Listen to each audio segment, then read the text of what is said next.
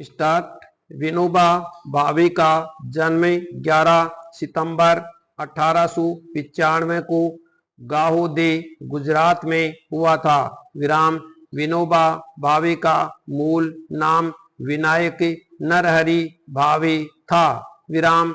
एक कुलीन ब्राह्मण परिवार में जन्मे विनोबा ने गांधी आश्रम में शामिल होने के लिए 1916 में हाई स्कूल की परीक्षा बीच में ही छोड़ दी। विराम।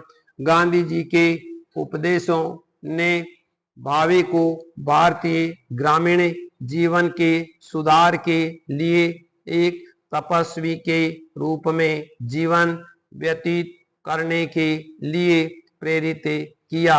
विराम। विनोबा की बुद्धि अत्यंत प्रखर थी। विराम। गणित उनका सबसे प्यारा विषय बन गया। विराम।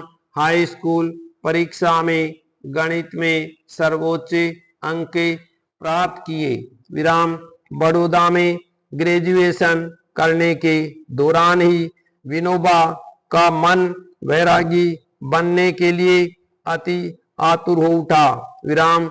1916 में मात्र 21 वर्ष की आयु में गृह त्याग कर दिया और साधु बनने के लिए काशी नगरी की ओर रुख किया। विराम। काशी नगरी में वैदिक पंडितों के सानिध्य में शास्त्रों के अध्ययन में जुट गए। विराम। वह दक्षिणी अफ्रीका से भारत आ गए हैं और आजादी का बिगुल बजाने में जुटे गए हैं। विराम। अखंड स्वाध्याय और ज्ञानाभ्यास के दौरान विनोबा का मन गांधी जी से मिलने के लिए किया तो वे पहुंच गए अहमदाबाद में कोचरब आश्रम में। विराम। जब पहुंचे तो गांधी जी सब्जी काट रहे थे। विराम। इतना प्रख्यात नेता सब्जी काटते हुए मिलेगा ऐसा तो कदापि विनोबा ने सोचा न था। विराम। बिना किसी उपदेश के स्वावलंबन श्रम का पाठ पढ़ लिया। विराम। इस मुलाकात के बाद तो जीवन भर के लिए वह बापू के ही हो गए। विराम।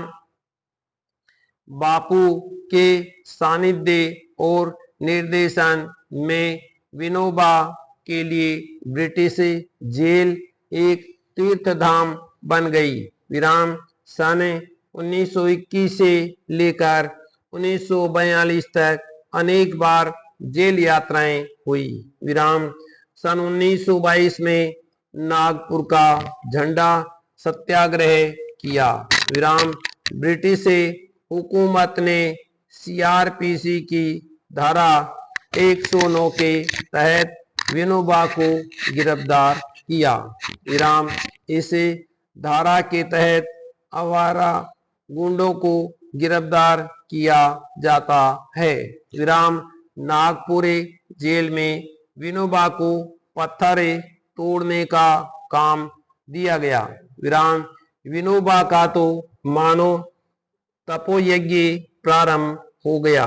विराम। 12 मार्च 1930 को गांधी जी ने दांडी मार्च शुरू किया। विराम। विनोबा फिर जेल पहुंच गए। विराम। इस बार उन्हें घुलिया जेल रखा गया। विराम। राजगोपालाचार्य जिन्हें राजाजी भी कहा जाता था उन्होंने विनोबा के विषय में यंग इंडिया में लिखा था कि विनोबा को देखिए देवदूत जैसे पवित्रता है। उसमें 11 अक्टूबर 1940 को गांधी जी द्वारा व्यक्तिगत सत्याग्रह के प्रथम सत्याग्रही के तौर पर विनोबा को चुना गया। विराम। प्रसिद्धि के चाहत से दूर विनोबा इस सत्याग्रह के कारण बेहद मशहूर हो गए।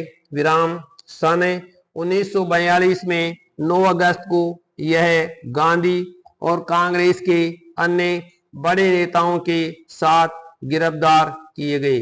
विराम इस बार उनको पहले नागपुर जेल में फिर बेलूर जेल में रखा गया।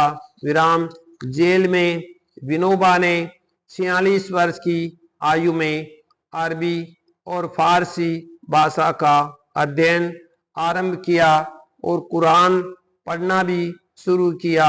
विराम अत्यंत कुशाग्र बुद्धि के विनोबा जल्द ही हाफिज ए कुरान बन गए। विराम मराठी, संस्कृत, हिंदी, गुजराती, बांग्ला, अंग्रेजी, फ्रेंच भाषाओं में तो वह पहले ही पारंगत हो चुके थे।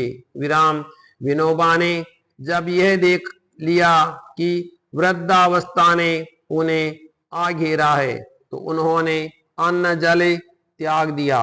विराम जब आचार्य विनोबा जी ने अन्न और जल त्याग दिया तो उनके समर्थकों ने उनसे चैतन्यावस्था में बने रहने के लिए ऊर्जा के स्रोत की जानकारी चाहिए तो उन्होंने बताया कि वे वायु, आकाश आदि से ऊर्जा ग्रहण करते हैं। विराम आचार्य विनोबा ने कहा कि मृत्यु का दिवस विषाद का दिवस नहीं अपितु उत्सव का दिवस है।